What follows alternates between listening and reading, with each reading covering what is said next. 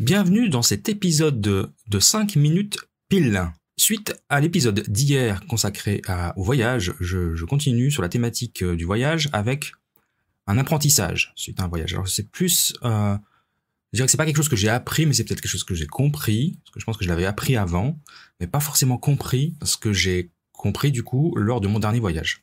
Donc ça se passait au Mexique en novembre dernier, donc j'ai rejoint l'Académie du podcast lors d'un séminaire absolument génial, voilà, j'ai adoré, et ça se trouve, c'était au Mexique à Cancún, vers Playa del Carmen. Dans cette région, on trouve les fameuses cénotes. Alors les cénotes, c'est quoi? Ce sont des gouffres d'effondrement total ou partiel qui sont remplis d'eau. Donc le nom cénote, ça provient du maya, de sonote, ce qui veut dire puits sacré, puisque les Mayas considéraient que ces endroits étaient des puits sacrés qui communiquaient avec le monde inférieur. Et on y faisait des offrandes. Et puis au Yucatan, donc particulièrement là où j'étais, il y a ces cénotes, elles sont disposées tout autour d'un cratère en fait d'une météorite, une grande météorite de 10 km de diamètre qui est tombée il y a plus de 65 millions d'années. Et donc toutes ces cénotes sont autour de ce cratère. Donc voilà, il y a vraiment une connotation mystique, une histoire particulière à ces endroits. Et il y en a plus de 30 000 au Mexique, donc il y en a vraiment beaucoup. Et chaque cénote est très particulière. Il y en a qui sont fermées, il y en a qui sont ouvertes. Voilà, donc on pourrait aller en visiter plein à chaque fois qu'on va dans la région, ce sera jamais la même. Et puis, ce qu'il faut juste savoir pour finir avec la partie historique, c'est que les Mayas, avant d'être envahis par les Espagnols, donnaient donc un caractère sacré à ces fameuses cénotes.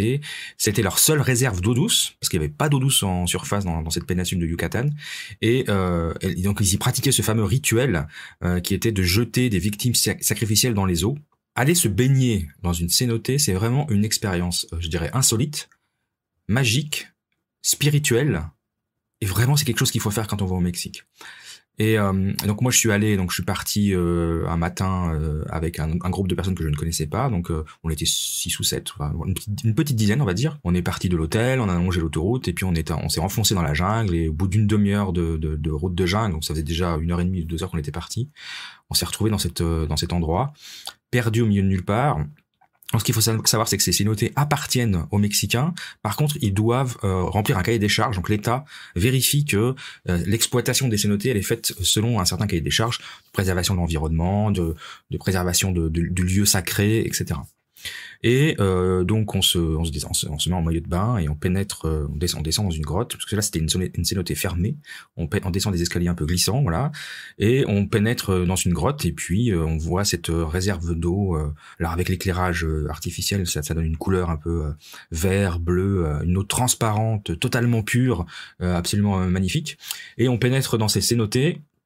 Et on va nager. Alors il faut suivre, faut pas se perdre parce que c'est assez noir. Donc il y a des moments où il n'y a pas d'éclairage, on se retrouve dans le noir, immergé dans l'eau, et on ressent vraiment cette connexion quasi mystique à la puissance énergétique de l'endroit. Vraiment, moi c'est quelque chose que j'ai ressenti. Je suis vraiment ressorti, transformé. Je dirais pas jusque là, mais en tout cas j'ai ressenti une énergie. Ça m'a vraiment rechargé les piles, quoi. Ça m'a fait un bien extraordinaire. Alors parce que je suis quelqu'un d'aquatique et que j'aime beaucoup l'eau, mais se plonger dans une eau douce chaude, plonger dans des grottes, se retrouver dans des endroits où on a les chauves-souris qui sont juste au-dessus de nous. On peut se retrouver à un moment, on se retrouve dans le noir, dans l'eau, avec aucun repère, l'essence complètement perdue. On se retrouve un petit peu comme si on était dans le ventre de notre mère. C'est une expérience absolument mystique. J'ai vraiment trouvé ça mystique.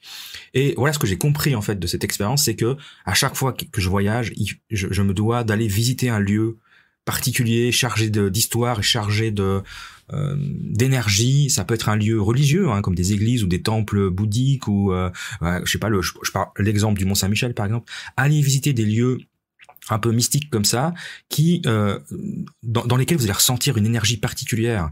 Outre le fait que vous allez apprendre des choses et qu'il y a de l'histoire derrière, il y a ce ressenti, cette énergie que vous allez ressentir dans ces lieux, que je trouve vraiment important quand je fais ces voyages, que ce soit proche ou loin de chez moi.